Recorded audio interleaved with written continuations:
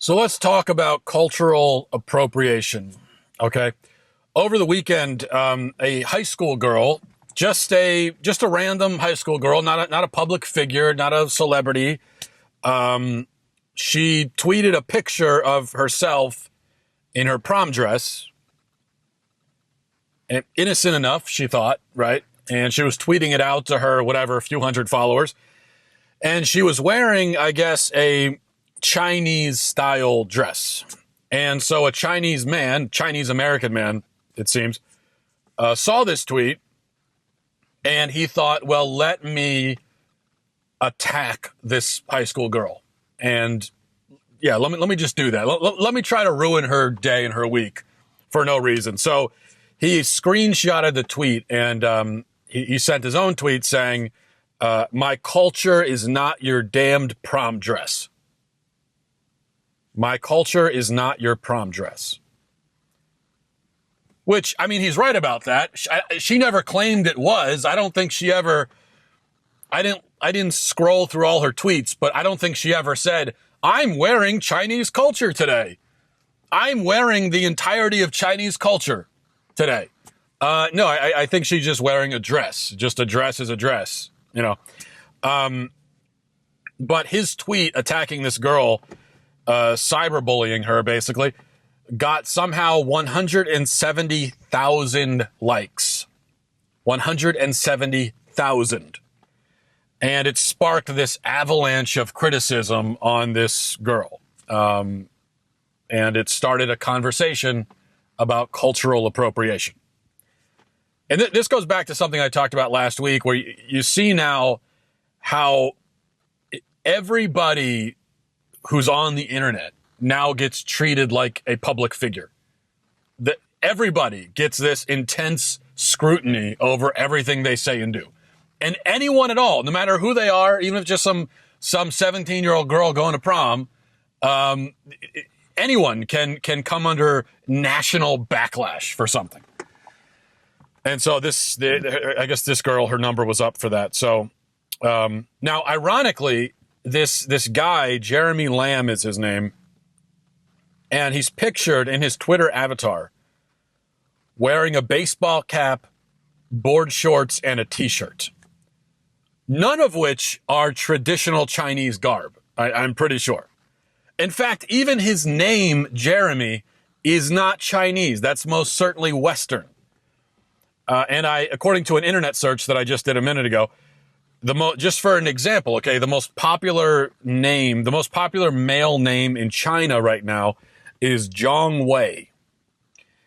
Now, the reason I bring it up is can you imagine if some lily white American parents who wanted to be trendy, if they had a baby boy and they named him Zhang Wei, and they sent out a tweet or something with a picture of their extremely white baby saying, oh, my little Zhang Wei was born, 8 pounds, 9 ounces. You know what would happen? They would come under, again, intense national backlash. How dare you appropriate Chinese culture by giving him a Chinese name? But Jeremy has appropriated a Western name. He's appropriated an entire Western wardrobe. I mean, everything from his hat right down to his shoes, okay? All of it is Western. And really, if we're going to talk about appropriation, if we're going to get into the appropriation discussion, and if we're going to get into this game where we say, okay, you're not allowed to use anything or wear anything that doesn't originate with your culture, if we're doing that, it's not going to work out too well for non-Westerners. Because, first of all, by the rules of this game, if the rules were applied evenly, by the rules of the game, if you're a non-Western, if you are of non-Western heritage, first of all, you need to stop doing what you're doing at this exact moment. Stop doing it. Go right now. Go away, because you can't. Computers, phones, any kind of phone, these are all Western inventions, and you can't use them. It's appropriation. Cars, airplanes, much of modern medicine, antibiotics, most of the appliances that you have in your kitchen, dishwasher, refrigerator, all that. You can't use that. Electricity, light bulbs, movies, TV, photography, democracy, okay, air conditioning. I could go on and on and on. And I haven't even gotten to clothing yet. Jeans, ball caps, T-shirts, sneakers. Can't wear those under these rules. Can't wear them. This is why cultural appropriation is utter nonsense. One of the reasons, anyway. Because it puts cultures into these boxes and it doesn't permit crossover. And it denies the very diversity that the left pretends to value above everything else. They say diversity is the best thing in the world. And yet they're the ones saying, no, you can't have that. That belongs to the other culture. You got to stick with your own cultures. Separate but equal cultures, okay? Stay separate, stay segregated. That's what they're saying. Or I should say, let me clarify, back up for a minute. It denies you the right to cross over into another box if you're white. So it's a one-way ticket here, basically. It tells whites to stay in their box and never go outside of it. But people of other races and ethnicities, they can come into our box all they want. They can take what they want, browse around, look around, take this, take a sneaker, put on a ball cap, use some air conditioning, take a flight back and forth they can do whatever they want. But for us, we have to stay right here in this box, and we can never go and do anything outside of it. So the double standard is so blatant, just so extremely blatant and in your face, and they just so unashamed is this, shameless, I should say, is this double standard that it's almost shocking. As accustomed as we all are to the double standard, it almost succeeds in shocking. But the real double standard, with this appropriation stuff has nothing to do with culture or race or anything like that. The thing is that because there's one area where real, live, honest to God appropriation actually does occur. Harmful, degrading, demeaning appropriation. That is happening. But the one place where it actually happens, the one place where appropriation actually happens and is actually harmful and is actually offensive and degrading, that's the one place where the left celebrates it. And of course, I'm talking about men who appropriate womanhood by pretending to be women. That is the one actual, real example of appropriation. And it's the one place where the left, it's not that they look the other way, they actually applaud it and say, yeah, it's brave, it's inspiring, it's beautiful. But here is real appropriation. Here's a man who has reduced femininity to a caricature, to a cartoon, basically. And he says he has an urge to wear dresses and to wear high heels and to wear lipstick, and that this urge somehow indicates that he's really a woman inside. By intruding on womanhood, he turns womanhood into nothing more than a fashion choice, essentially. He empties it of all of its substance. He says that a woman's body, what goes on inside her, what goes on inside her mind, all of that, what goes on inside her soul, her ability to create human beings and to harbor them inside her body and to nourish them with her body, all of that, okay, those things that are really authentically, uniquely, fantastically, beautifully woman, those things, none of that, all those things don't matter. None of that matters, according to the new way of looking at it.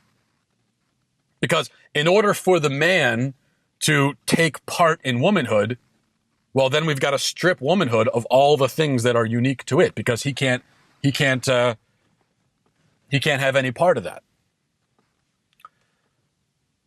He can be a woman, he says, without any of that. So none of that matters. As long as he puts on a dress and maybe he changes his name and he grows his hair out, and maybe he gets implants or something, and he mutilates his genitals. If he does all that, well, now he's a woman. All the rest of the stuff that used to be the territory of women doesn't matter. So see, here we have the actual consequences of appropriation that the left worries will happen with cultural appropriation. Here we have it actually happening. Because their arguments, what is their argument against a white girl wearing a Chinese prom dress?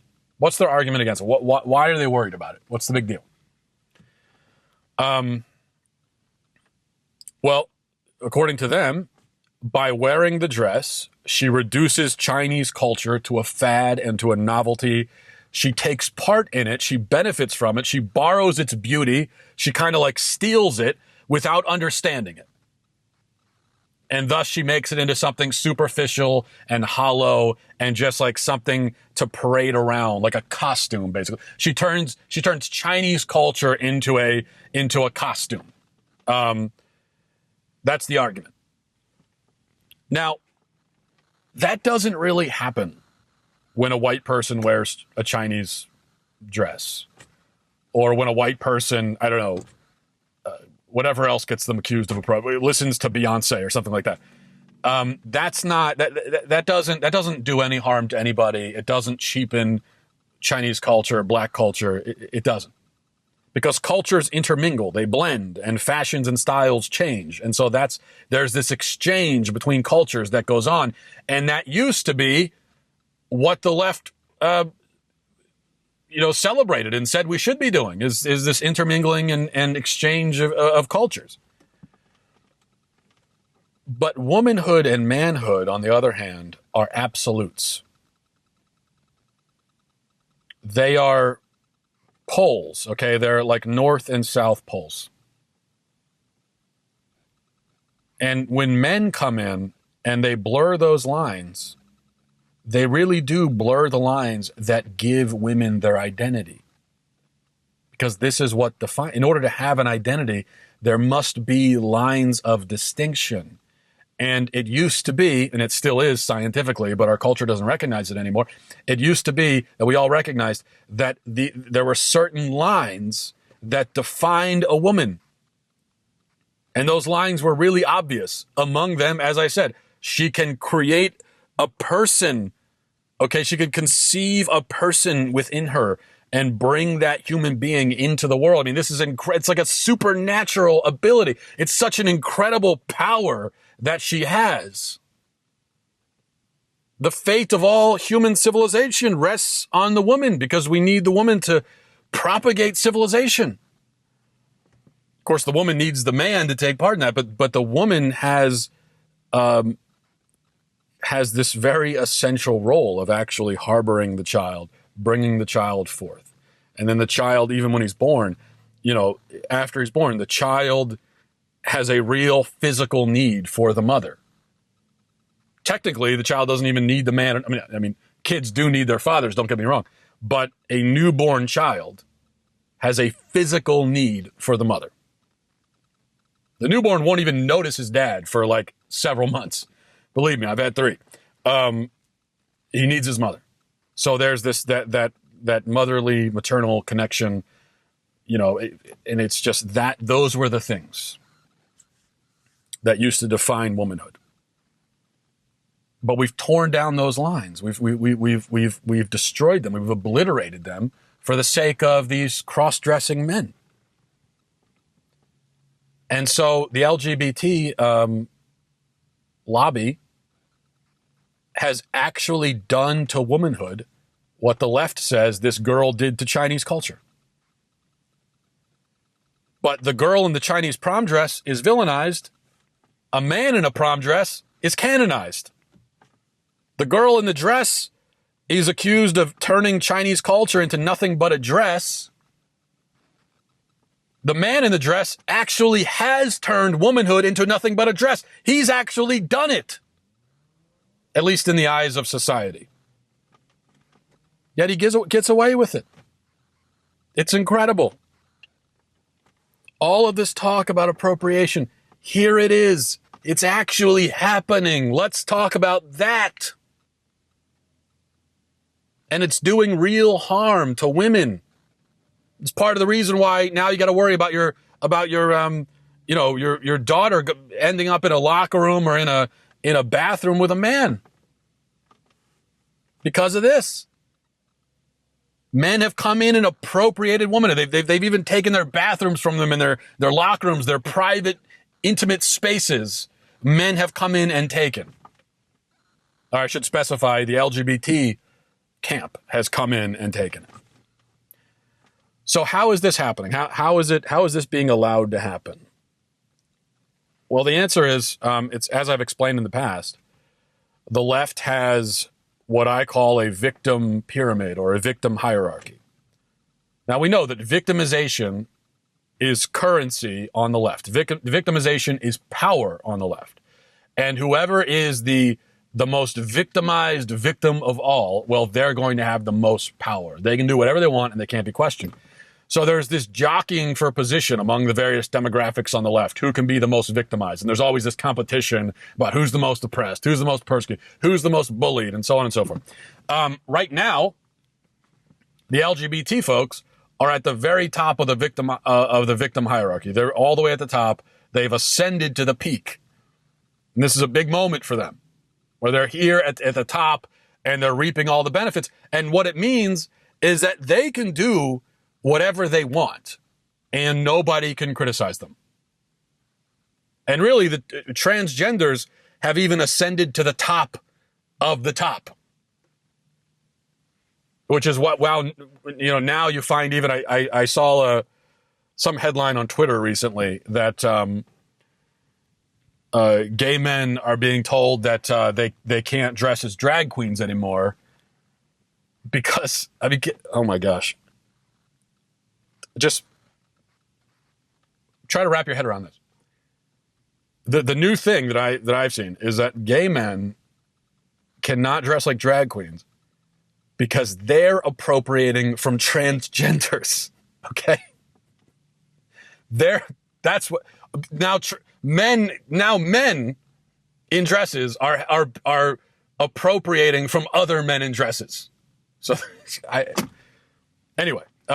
So the transgenders have ascended all the way to the top of the top of the top, and they can do whatever they want, and no one can criticize them because they're the most victimized of all. From my own observations of studying the left, it seems to me, and there, like I said, there's a jockeying for position and kind of, it's sort of this Game of Thrones that goes on.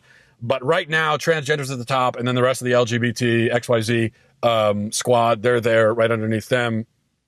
And then racial minorities are right below them, and then women. Women are actually kind of at the bottom right now on the left in terms of the victim hierarchy, which is why, even after all the work that feminists have done, after all the, feminists, especially modern feminists, they spend a lot of time finding persecution where it doesn't actually exist. They find rape culture where it doesn't exist.